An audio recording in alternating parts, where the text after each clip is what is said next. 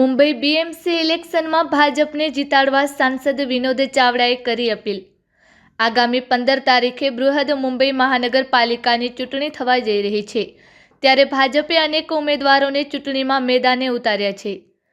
કચ્છના લોકલાડીલા સાંસદ વિનોદ ચાવડાએ મુંબઈમાં ભાજપને જીતાડવા માટે ગુજરાતીઓને અપીલ કરી હતી।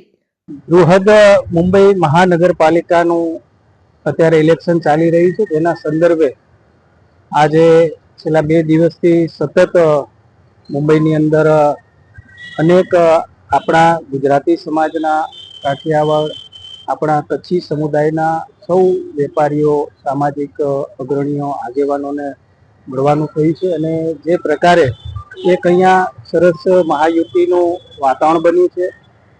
દેશના વડાપ્રધાન શ્રી નરેન્દ્ર મોદી સાહેબના નેતૃત્વમાં જેમ આખા દેશની અંદર વિકાસ થયો છે, દેશ આગળ વધી રહ્યો છે।